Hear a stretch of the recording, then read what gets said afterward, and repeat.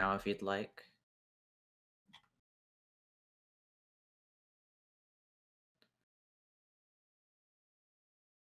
All right. Let me get my hair out of my headphones. All right, here we go.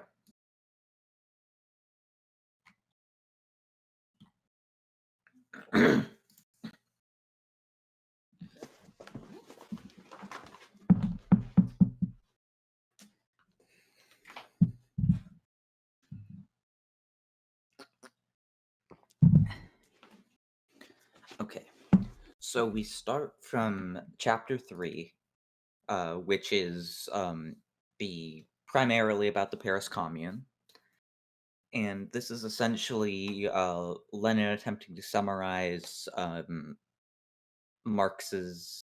Uh, it's Lenin attempting to summarize the lessons Marx learned from the Paris Commune and how to uh, essentially how to improve his existing theories. Um, this is why the first section is called "What Made the Communards Attempt Heroic," and Lenin goes over uh, he goes over Marx's warning towards the Paris workers that any attempt to overthrow the government would be the folly of despair due to the fact that they did not have the numbers to do so. But in March 1871, when the French government attacked the workers and attempted to seize the cannons that they had bought with their own money, they were forced into a conflict, which Marx then uh, cheered on completely.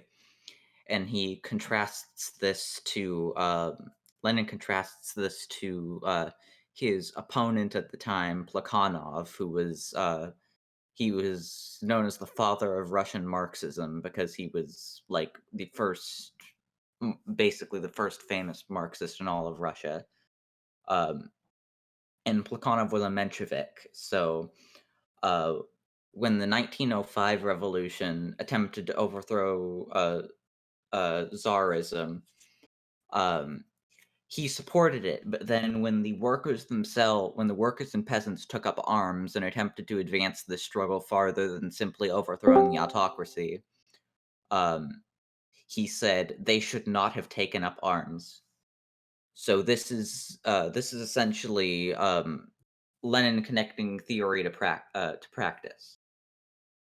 Um, he then quotes Marx saying, although the mass revolutionary movement did not achieve its aim, he regarded it as a historic experience of enormous importance, as a certain advance for the world proletarian revolution, as a practical step that was more important than hundreds of programs and arguments. This is a great exposition of dialectical materialism here, because Marx is showing the unity of theory and practice. Practice cannot trump theory, or we sink into Stalinist pragmatism. And theory it becomes useless when divorced from the worker struggles that produced it. Um, Marxism is heavily based on this, on connecting socialism to the worker struggles. Uh, this is why Marx changed a lot of Volume 1 of Capital because of things that were taking place at the time. Um, like, for instance, Karl Kautsky, who was dubbed the Pope of Marxism by Lenin, actually referred to Engels as the creator of scientific socialism rather than Marx, as Engels was the first to merge socialism with the workers' movement, to use Kautsky's phrase, in his book The Condition of the Working Class in England. Hold on a moment.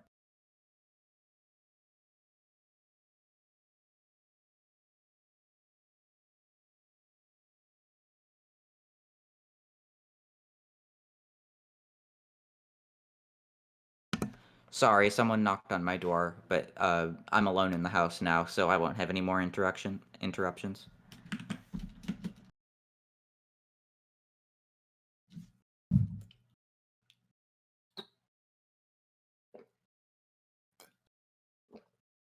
Uh, Capital in general. It wasn't. I I guess you could say it was the first German edition because he was writing in German. But like, anyway, let me pull my notes back up. Anyway, so Engels was the reason why Karl Kautsky said that Engels was the creator of scientific socialism, rather than Marx, was his book, The Condition of the Working Class in England.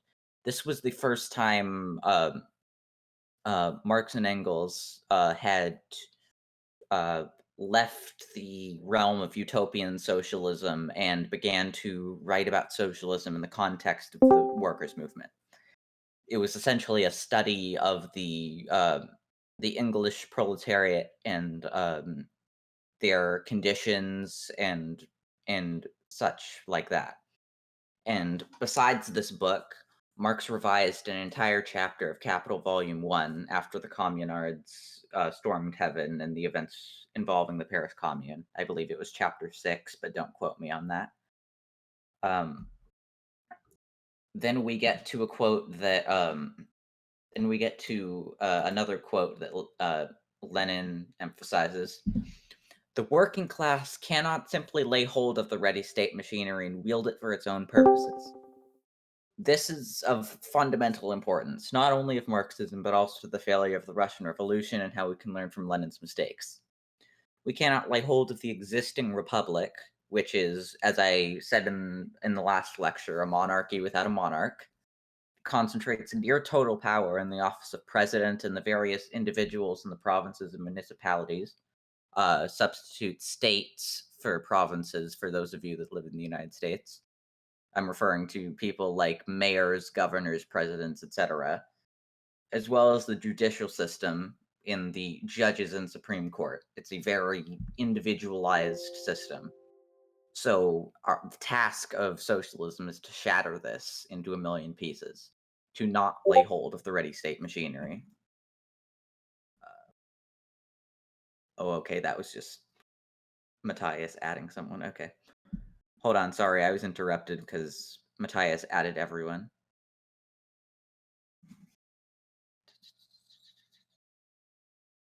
Okay, now I'm back to where I was.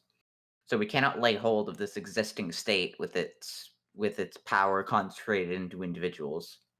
This is a highly diluted democracy, and we must undilute it with revolution. We need to break down the walls between the branches of government and unify it into a single assembly made up of workers that are paid a worker's wage and are instantly recallable by those that elected them.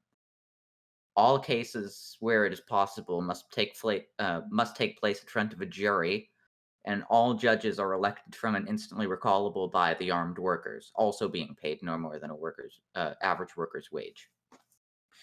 Uh, Gone are the days of professional judges and of corrupt politicians. Nothing in existence is outside the grasp of the armed workers. This is the essence of the commune, different from both parliamentarism and Sovietism. Because unlike parliamentarism, this is not a talking shop.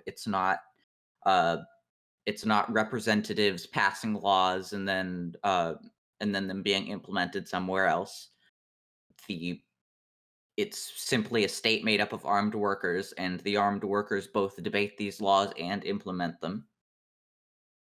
And it differs from Sovietism in that this is a constantly running body. The Soviets were different from the commune in a fundamental way in that they were not constantly running. What would happen is they would run for a certain period of time, and then the delegates in the Soviets would go home. And before they did so, they would elect an executive committee, is what it was called. Uh, Executive being the key word here. There was no unification of functions. There was an executive branch in the Soviet Union, for instance.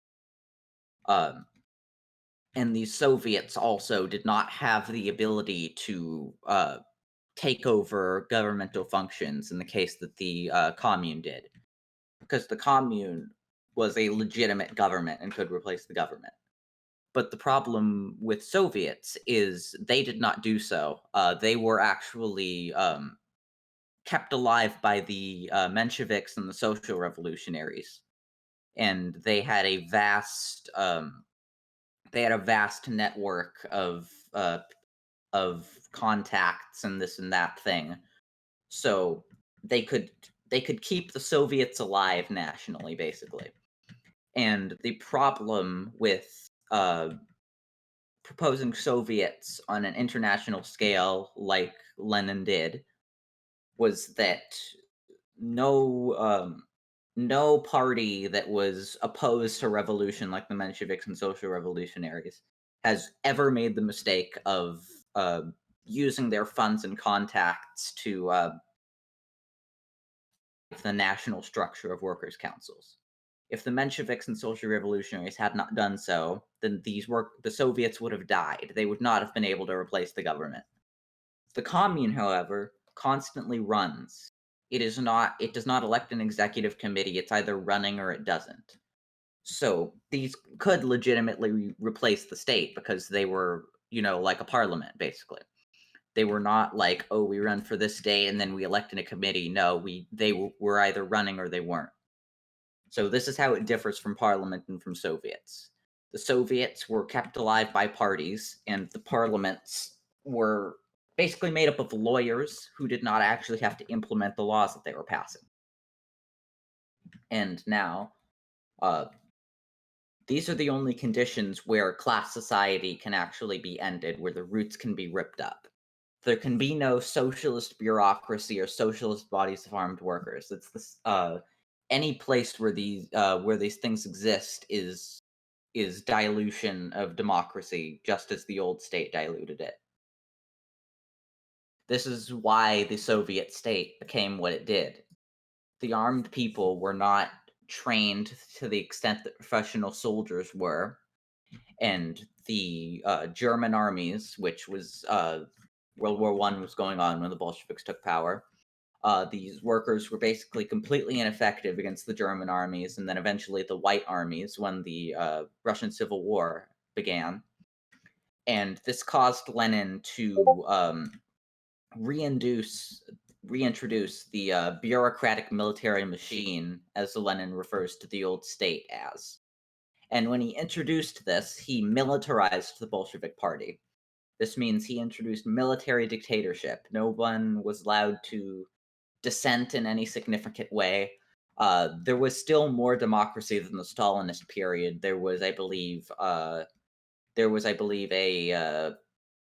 paper, I think it was, where people could voice their grievances and were allowed to do so. But in general, they could not have gained the support of the workers if they had used these organizational methods prior to the October Revolution. This severely handicapped any democracy within the party. Um, and the consequence of the reintroduction of the bureaucratic military machine and of the militarization of the Bolsheviks, it basically killed the proletarian dictatorship. The armed workers were not exercising dictatorship over the remnants of class society, but class society was being reproduced. It was not dying, it was growing. And Lenin did not deny this.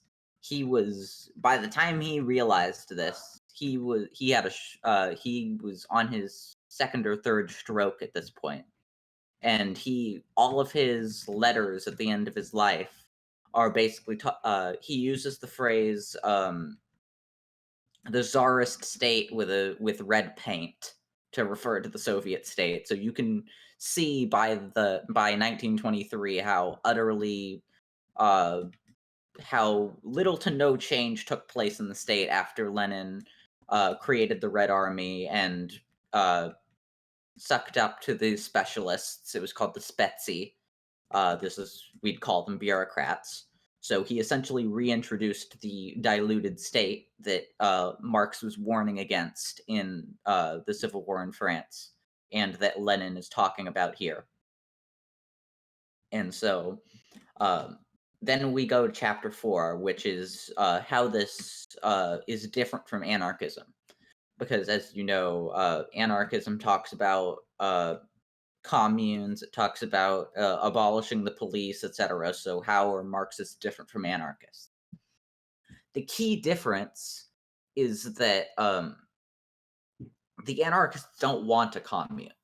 The reason why we support the commune, why Marxists support the commune, is that it is the only state structure that creates the conditions for the withering away of the state. They do not want to create the conditions for the state to die. They want to kill it, which is not possible. They do not care for the conditions that led to these social relations in class society. They don't care for abolishing what in our society reproduces these social relations. Um, this is why Marx emphasizes the words revolutionary and transient, or you could say temporary if you don't know what transient means. And it's even why he used the term proletarian dictatorship. Marx is referring to the Roman dictatura, which was it was essentially the Roman version of the state of emergency, but it was even more severe.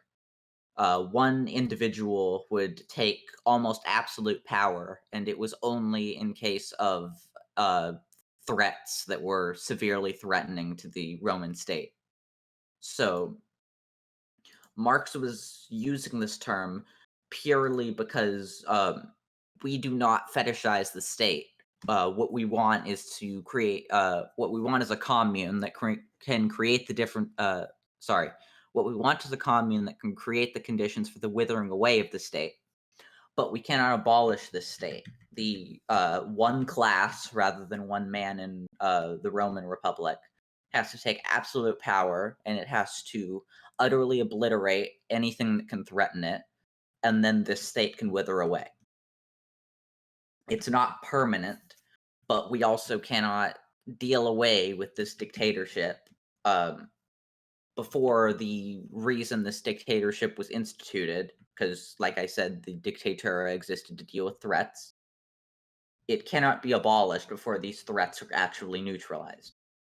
As Lenin says later in State and Revolution, there can be no freedom while there is a state. This is why Marx lambasted the notion of a free people state, because there can be no free people under a state. We do not think that you can abolish the state, but we also do not support the state. We are heavily opposed to everything related to the state. But our main difference between us and the anarchists is that there can be we cannot proceed from desire or from personal animosity towards the state. We have to proceed from objective conditions, and we cannot. We have to proceed from objective. Okay, so yeah, that's as far as my notes go. I'm now just going to sort of wing it from the rest of this point because I was not informed that I was going to do this lecture quickly enough for me to write full notes for chapter 4. So now I'm just going to do what I did last time for the last few sections of this chapter. Let me go to chapter 4 here. All right. So this is the Lenin's commentary on the letter to Babel. Babel was the leader of the German Social Democratic Party. Social democracy did not have the meaning that it does today. It meant socialism, basically. And so the bit that he quotes from Engels and Marx is that it discusses his fight with Proudhon, who, or I'm mispronouncing that, but I forget how you pronounce his name. Anyway, he discusses how the introduction of the socialist order of society, the state dissolves itself and disappears. As the state is only a transitional institution which is used in the struggle in the revolution to hold one's adversaries by force, it is sheer nonsense to talk of a free people's state. So long as the proletariat still needs the state, it does not need it in the interests of freedom, but in order to hold down its adversaries. As soon as it becomes possible to speak of freedom, the state as such ceases to exist. We would therefore propose replacing the state everywhere by Gaiman Wesson. Gaiman Wesson in English would be community or commune or something like that, which is why Engels then goes on to say a good old German word which can very well take place of the French word commune. So this is an important quote, which basically emphasizes what I was emphasizing before. Freedom cannot take place under the state, and there can certainly be no free people. It is purely a repressive apparatus. It is an apparatus of pure force. It is a weapon that we use to hold down our adversaries and destroy any capacity they have for resisting the workers' government. And after this repression is no longer needed, then the state withers away, and that's why we must institute the commune. Because uh, if we do not proceed to use this weapon in a responsible way, then you get Stalinism. We cannot simply recreate the bureaucratic military machine as Lenin did. We must institute the commune. If there is anything other than the armed workers, then something has gone wrong. Something has been diluted, and this weapon is no longer being used by us. It is increasingly being usurped by party bureaucrats like Stalin, like Molotov, like those people. So this is probably the most important lesson from this letter to Babel in relation to real life. Um, we cannot reintroduce the army and police like Lenin did because the state is only for repressing our enemies, only for self-defense purposes. And when this apparatus that we're using for self-defense comes to be wielded by someone other than us, who the person we're defending, then it starts to be used as an offensive weapon against us. It ceases to be used for self-defense, and the gun is turned on us essentially. So that's the section on the letter to Babel. And then the second section is called Criticism of the Draft of the Erfurt Program. The Erfurt Program, for a little reference here, is probably the most famous party program in the history of Marxism. It inspired everyone from Lenin to the Austro-Marxists to basically the entire Marxist movement until the October Revolution. It was by far the most famous program. Uh, this is titled Criticism of the Erfurt Program, but this was only a draft of the Erfurt Program that Engels was criticizing, and everything he criticized was fixed prior to the Erfurt Program being published. So this does not apply to the Erfurt Program that ended up being used by the German SPD. But anyway, we'll move on. This is a good one. He says, when we pass from joint stock companies to trusts which assume control over and monopolize whole industries, it is not only private production that ceases, but also planlessness. So Engels is referring to anarchy of production here and capitalist monopolies. He's saying that the more the means of production become monopolized in the hands of a few people, the more planlessness increases, the more production becomes anarchic because the fewer people control the means of production, the farther away these people are from the places where this production is taking place. So the farther away they are, the more they are unable to understand how to effectively manage this company. So there's a direct correlation between how few people are managing entire economic industries and how and anarchy in production. And so Lenin then connects this to his theory of imperialism, which is that there is a stage of capitalism. Hold on, I was just added by somebody.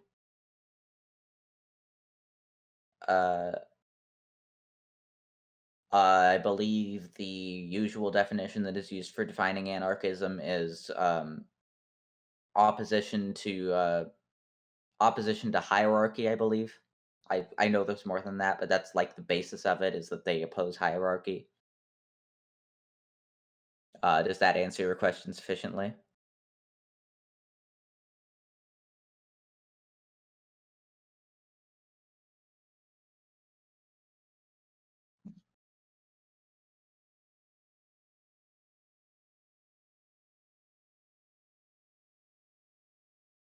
Actually, you're correct, Miles. We do oppose Soviets. So I don't know what Sophia is speaking of. You're right when you said do away with Soviets.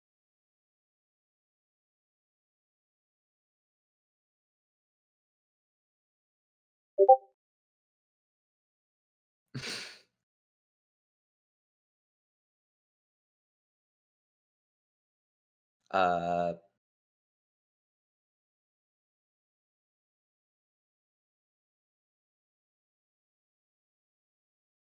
oh, okay, yeah. Looking back at this, Lenin did not say to do away with Soviets. Uh, I'm saying this from hindsight. So that was not Lenin's solution. Lenin's solution obviously didn't work, considering Stalinism and the fact that the bureaucracy did usurp control. Uh, but in general, Soviets were a large part of the problem and why Stalin was able to usurp power. Yes, that is the correct stance.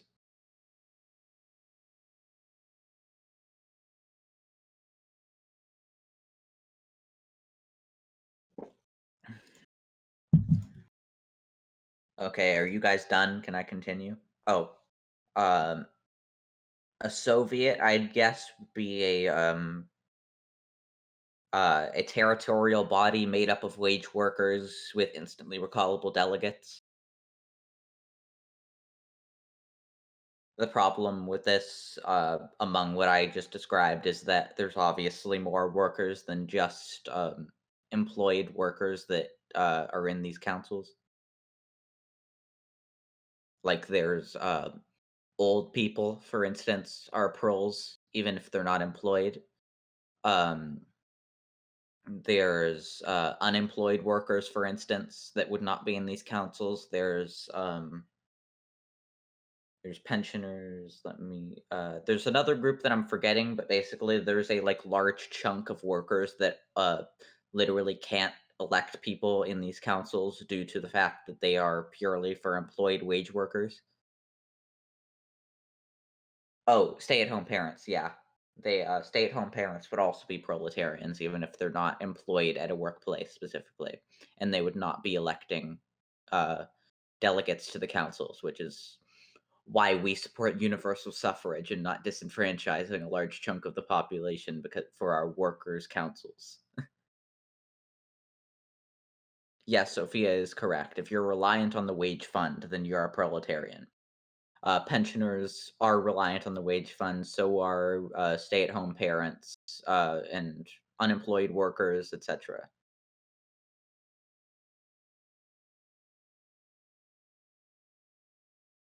Okay. Um, there is no such thing as proven under the hard sciences. I'm sorry. Um, there are certain things that you can prove, but you cannot prove that the state is unnecessary. It's literally not possible.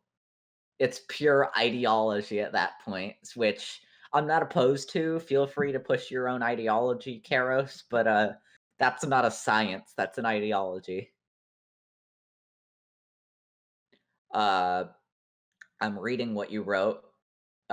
It's not bypassing a process proven by the hard sciences because, like, it's literally just not.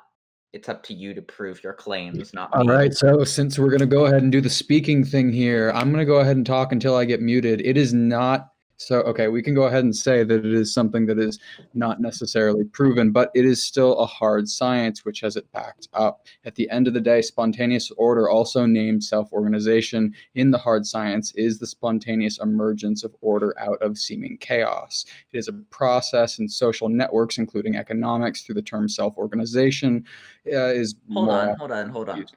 Tell Sure. me, this is referring to spontaneous emergence of order out of chaos. Mhm. Tell me, are they specifically referring to a non are they referring to a non-hierarchical body replacing the state, or are they just referring to the existence of spontaneous order out of chaos? That's what I'm referring to in the first place. It is just referring to the spontaneous order out of chaos. It's still Okay, a well then you're science not that can't saying that be you can ignored. replace the state. You're just saying that spontaneous order can Which is happen, why which I'm I'm not speaking up in the opposing. first place, to clarify, because you You're said just sort with of what you appealing to authority responded. here.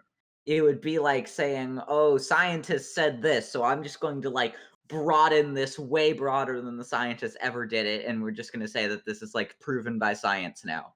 You're just I'm appealing making the to claim that authority. a You're not state is an actually unnecessary pushing your parasitic views. middleman because it bypasses a very natural process. There are ways to back this up and What are prove this. you If you'd defining like, as a I can natural go ahead. process? If it was natural, Spontaneous then the order. state wouldn't exist. Spontaneous order. The state is also a natural process, but it doesn't mean that it's a better process. Dialectically, there can be multiple things in existence. Spontaneous order and the state are not mutually exclusive. So at the end of the day, you can make the choice between the two of them. You can choose to use a middleman, or you can choose to go with another process. The state is a process that is an emergent behavior, also out of spontaneous order, but it is one that forms that middleman. Yes, everybody, this is a perfect learning opportunity. So I'm going to use this here. Uh, there, they just used a very important phrase. They said choose. Choose is the word that they used. This is the difference between Marxism and anarchism. We are not choosing to do anything. We are abolishing the conditions that created the state. We are not uh we are not choosing to do anything. We're not choosing to create natural processes or whatever term they wish to use. We are abolishing the conditions that created the state, and then the state withers away after these conditions are gone. This is the clearest way I can demarcate between anarchism and Marxism.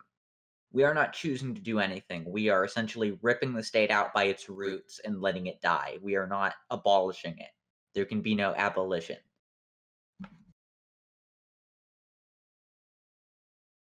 A free association of producers, the armed workers, except everybody would be a worker in this case, so they would just be producers.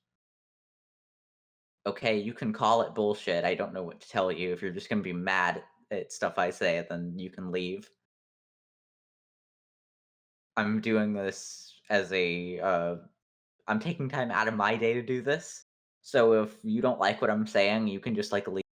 I don't know what the problem is. If you came here to just call what I'm saying bullshit, then you can leave.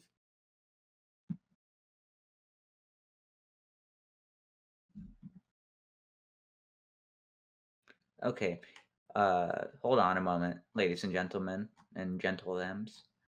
Uh,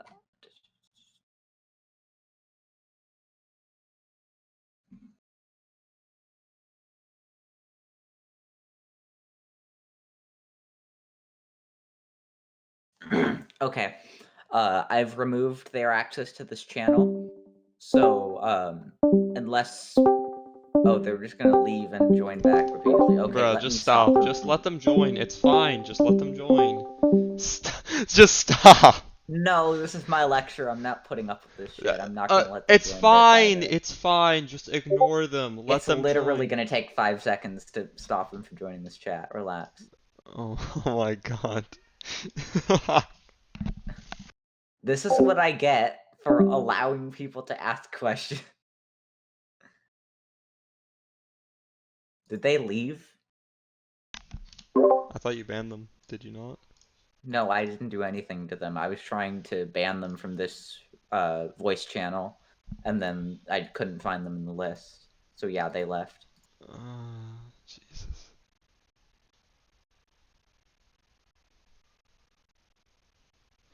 I mean, I don't think. Yeah, I don't know. That's what I was confused about mainly. Like, how would you abolish the state in one stroke, and why is it necessary to wither away the state instead of just trying to abolish it as quickly as possible? I mean, I guess we aren't anti-statist. That's the thing. We're anti-capitalist, but not No, dogmatically. we definitely oppose the state. Like I said, our difference lies not in our opposition to the state, but in our belief the state can only wither away and that you can't just kill it. The state is, at its roots, it's a set of social relations. It's a set of relations between people. If you do not destroy these relations between people and you leave them alive, they will continue to regenerate the state over and over and over again, and the state will Oh, like a vacuum of bureaucratize. Yeah, vacuum of power. it will.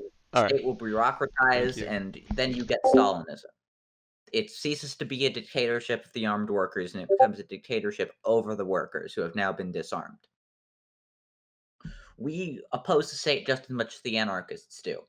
What we say, though, is we cannot go, I don't like the state, so let's abolish it. Our difference lies in that we want to destroy the social relations that led to the state. All right, now let me finish this lecture. There's not much left.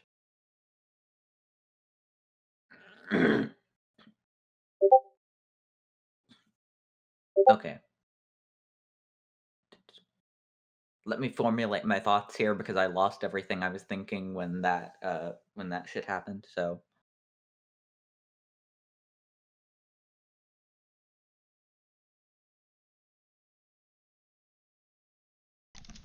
They didn't leave, you banned them. What? Wait, what? no, what happened was they left, and after they left, I banned them to stop them from coming back.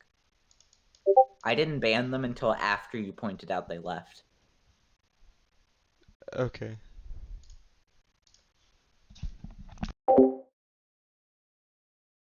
Okay, Lenin points out here how the fundamental idea which runs through all of Marx's works is that the democratic republic is the approach to the dictatorship of the proletariat.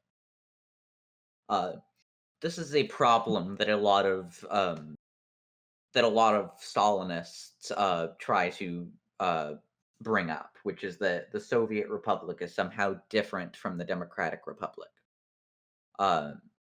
Engels himself says that the Democratic Republic is the form of the dictatorship of the proletariat. We do not oppose republicanism or democracy. What we want to do is undilute these things. We essentially imagine water with food coloring in it. We don't want to throw out the water. We want to take the food coloring out, and we want to make the water clear again. We are not opponents of the Democratic Republic, rather we are opponents of the diluted Democratic Republic that exists in the world today.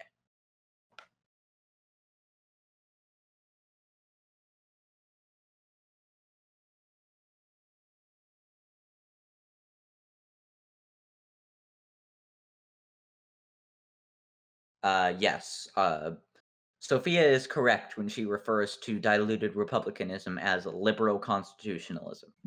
She uses this phrase because states today are not democratic, and that's the problem. They have constitutions, yes. They don't have monarchs, yes, but they're also not democratic. I mean, like, you're joking if you seriously think that, like, Nancy Pelosi or any of the Democrats or Republicans in the United States today actually was elected by the democratic will of the workers. It's ridiculous. There's no democracy in the world today. Our job is to create this democracy.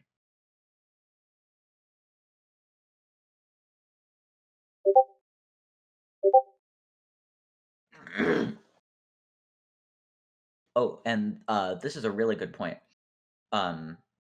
Lenin pointed out how Engels, like Marx, upheld democratic centralism, the republic one and indivisible. So this is referring to they didn't have the word at the time Lenin wrote this, but this is referring to prefigurative politics. It's essentially structuring your organization along the lines that you want to see the government restructured. So when Lenin uses the term democratic centralism here, he's referring to the republic both being centralized because Germany, for instance, which is where Marx and Engels were, had a giant amount of extremely small states which were ruled by kings. It's a leftover from feudalism. And he's also referring to federalism here, which in the United States would be the existence of states, and other places would be like provinces, I guess.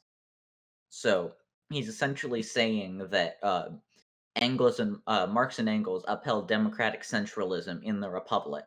Uh, that it should be democratic, but it should also be centralized. It shouldn't have a bunch of little states. It should be one giant state, unitary. Um, and he points out how they mercilessly criticized the reactionary nature of small states, uh, like the Dutch and Polish Marxists were supporting. Refers to them as narrow Philistine nationalists because of their championing of their small states and their support of federalism as opposed to centralism. And then Lenin points out how Engels did not mean that democratic centralism in the state would mean bureaucracy. This is what the bourgeois and petty bourgeois ideologists accuse him of. His idea of centralism did not preclude small local government, so like government in the cities or government in villages or etc. It did not preclude this. Um, Socialism actually radically devolves powers from the central government to the local government. We don't make the government larger; we actually radically make it smaller. Uh, Wilhelm Liebknecht, who was the essentially the founder of the German Social Democratic Party, who was like the first large Marxist party to ever exist, he used the term culture state, which is essentially the state exists, but it only controls things like the press and the the railways and like everything to do with culture, but it doesn't have a bureaucracy to the extent that it does today. And so Lenin is essentially pointing out how democratic centralism is not democratic centralism, and that Engels' idea of centralism did not leave out the existence of self-government, um, and that communes would combine for the voluntary defense of the state, and that all bureaucratic practices and ordering from above would be eliminated. And then he quotes Engels saying, "So then a unified republic, but not in the sense of the present French Republic, which is nothing but the empire established in 1798 without the emperor." This is what I've been quoting a bunch this lecture and the last lecture. Not in the sense of the French Republic, which is nothing but the empire established in 1798 without the emperor. From 1792 to 1798, each French department enjoyed complete self-government on the American model. This is what we too must have: how self-government is to be organized and how we can manage, without a bureaucracy, as been shown to us by America in the First French Republic. I'm going to stop in the middle of the quote here. Uh, he's referring to America in the 19th century, so they would definitely not say that we should model after America today. He was referring purely to the heavily decentralized America of the 19th century. Um, anyway, and so he says Swiss federalism, under which it is true that the canton is independent in relation to the Bund, um, but is also independent in relation to the district. The cantonal, which is like states, appoint the district governors and the prefects, which is unknown in English-speaking countries, and which we want to abolish here, just as the Prussian commissioners and Regierungsrat, which are commissioners, district police chiefs, governors, and in general all officials appointed from above. So this goes back to my point that I made at the beginning of the lecture, that we want to abolish individualized positions of power like presidents, governors, mayors, etc., because they are monarchies without monarchs. And then Lenin goes on to again show how theory is united with practice. Um, he compares this to Kerensky and his so-called socialist ministers, um, and how they have completely departed from democracy because of the fact that they joined a coalition with the imperialist bourgeoisie. And then he ends this section by pointing out how Engels disproved the petty bourgeois Democrats that a federal republic must mean a greater amount of freedom than a centralized republic. Um, he um, he then points out how Engels did this by talking about the French Republic and how it's a monarchy without a monarch, and the Swiss Republic, like the quote I just gave. Um, and then he ends by saying, "The really democratic centralized republic gave more freedom than that of the federal republic. In other words, the greatest amount of local, regional, and other freedom known in history was accorded by a centralized and not a federal republic." Um, and then the second to, sorry, I've just been added. Who's that? Who let them back in? They just accused me of misinformation. That Jesus was Christ. All right, we'll get back that was hella passive aggressive. Holy shit. I don't know why you let them back in the middle of a lecture. That was the dumbest fucking move I've heard. You could have at least waited until after. Like, I mean, you Jesus could just Christ. ignore it. I mean, it's honestly like I what mean, is I the could, but I can also just ban them permanently because I'm a dictator. point? Man, I hope you don't own a gun. No, they're already rebanned. All right. Anyway, let me take a drink of water here.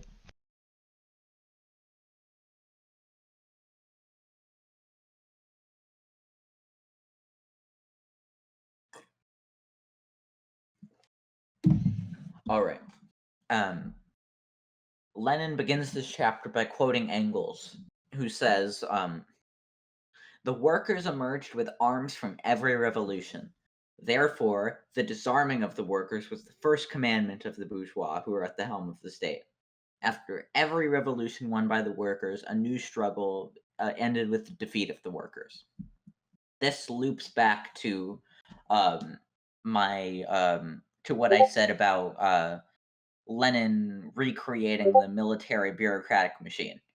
Um, After the October Revolution, which compelled him to create the Red Army, the workers were gradually disarmed. Essentially, there was no right to bear arms like there is in the United States, even though that's not according to black citizens, because as you know, after the Black Panthers armed themselves, there was laws against guns that were passed. Anyway, the point I'm making here is that the disarming of the workers being the first commandment of the bourgeois should be remembered even in the socialist revolution. Um, if at any point the any authority whatsoever attempts to disarm the workers or to take away their right to arm themselves legally, then this is the beginning of the counter revolution, or as Engels describes it, the defeat of the workers.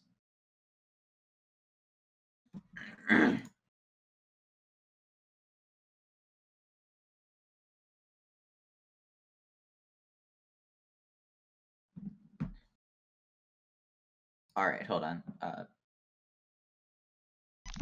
Don't ban them again, please. Wait, what? You've let them back in? Yes, I let them back in. Just Jesus chill. Christ. You need to chill. Like, why are you like this?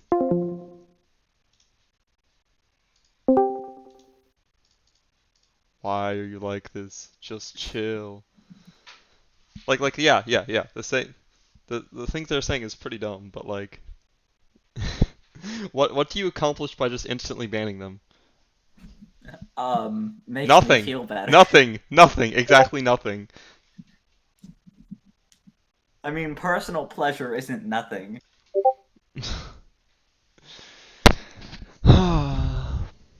Alright, anyway.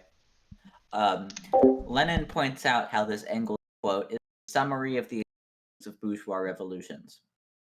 How these revolutions, no matter how far they went, ended with the disarming of the workers.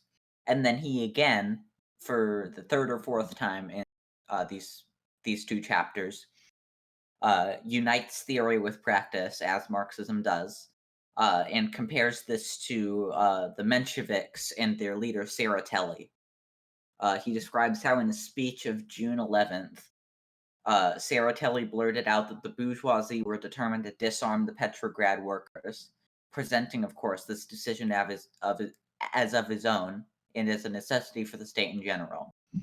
So Lenin essentially points out how the bourgeoisie attempting to disarm the workers is even something that took place in Russia, or that the bourgeois wanted to take place anyway, because Tsereteli accidentally pointed out that he wants to disarm the armed workers that were armed after the February Revolution in Russia that overthrew the Tsar, and Tsereteli attempted to connect this disarming to the necessity for the state. And Lenin then points out how that speech will serve every historian of the February Revolution as a graphic illustration of how the social revolutionaries and Mensheviks deserted to the bourgeoisie against the revolutionary proletariat. And then Lenin goes on to discuss the German Social Democrats as they degenerated and became increasingly opportunist. And they began to use the phrase "religion is to be declared a private matter." Lenin points out how this phrase was not meaning that it was a private matter of each party, but that it was to be a private matter for the state should the workers take power. So the party would be opposed to religion, but the workers' state itself would not interfere with religion. The party could propagandize, but the state could not persecute you for being religious, basically. It would uphold the democratic rights that existed in bourgeois society. He points out how Engels emphasized the words "in relation to the state" as to support his view that Engels was talking about the party rather than the state. Where was I? Oh my god, they're adding me with Bakunin quotes. Holy shit, stop letting them back in.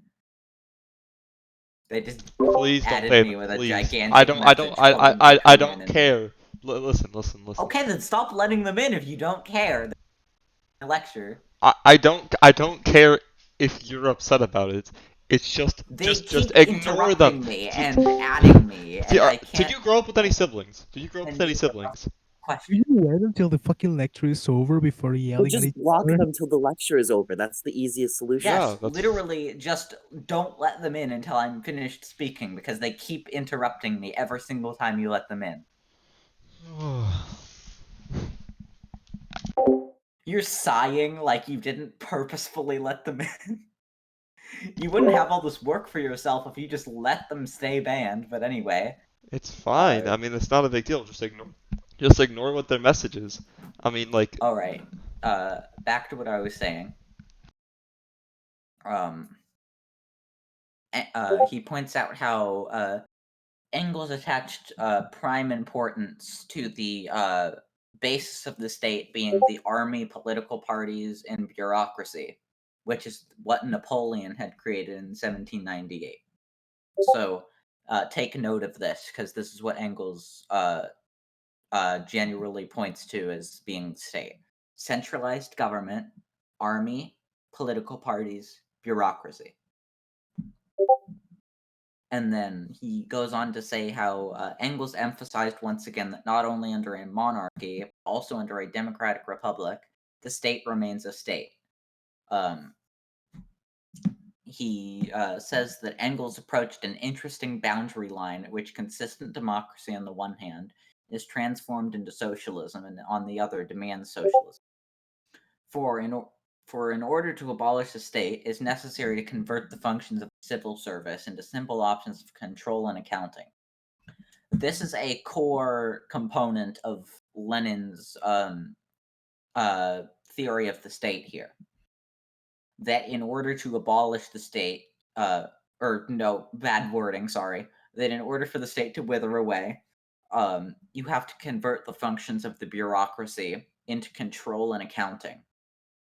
That can be, and you have to make sure that this control and accounting can be carried out by any individual, like any worker in society would be able to do this because it would be so simplified and easy. This is how you transition to like the withering away of the state. When bureaucracy becomes so unnecessary that your average Joe could literally do the job of any employee in this dying state, because it's literally just controlling this or that thing and writing down this or that statistic. A computer could even do it, basically.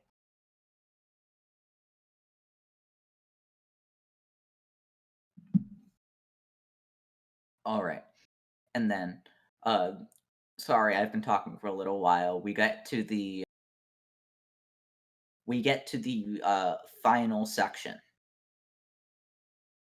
where Engels opposes the term social democrat. He quotes Engels saying, "It was therefore absolutely impossible to use such a loose term to characterize our special point of view. Today things are different, and the word social democrat may pass muster, but it is still inexact for a party whose economic program is not merely socialist but communist, and whose ultimate political aim is to overcome the whole state and democracy as well. The names of real political parties, however, are never wholly." So this is Lenin's justification for the term communism, because the communist movement before it was called that was called the Social Democratic Movement, and Lenin began using the term communism to demarcate the people that opposed World War I from the reformists that massacred the German workers in 1918. So yeah, this quote where Engels says, the Social Democratic Party in Germany's economic program is not merely socialist, but downright communist. It does not want socialism in the abstract, it wants communist society. And Lenin says, "The dialectician Engels remains true to his dialectics to the end of his days. Marx and I," he said, "had a splendid scientifically exact name for the party, but there was no mass party at this point. Now there was a party, but the name was scientifically wrong. It would still work, though, as long as the party developed, as long as it was scientific in accuracy and the name was hidden, and it did not hinder its development." And then he goes on to say, "The question of the party is incomparably less important than the question of the attitude of the revolutionary proletariat to the state.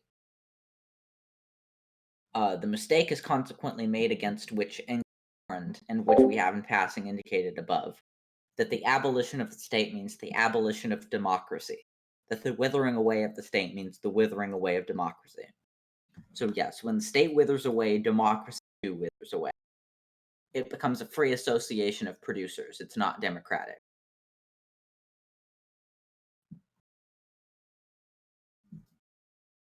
Okay. Does that conclude your lecture? No, I'm almost done. It's just Okay. like a couple more sentences. Anyway, we set ourselves the ultimate aim of abolishing the state, organized and systemic violence, all use of violence against people in general. We do not expect the advent of a system of society in which the principle of the majority will not be observed. So this goes back to prefigurative politics. The party operates just as the state would operate. The party is extremely democratic. The majority it does not submit to the minority as it does in the capitalist state, but vice versa. And in order to emphasize this, Engels speaks of a generation reared in free social conditions. This is what I was referring to when I said we want to get rid of the social relations that engender the state. Engels says a new generation reared in new free social conditions will be able to disregard the entire lumber of the state, including democracy.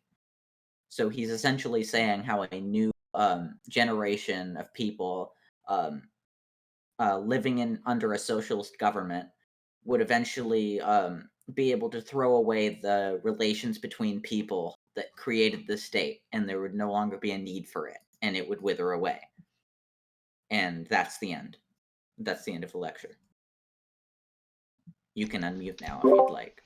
Alright, great job. I feel bad for Matias having to edit this though.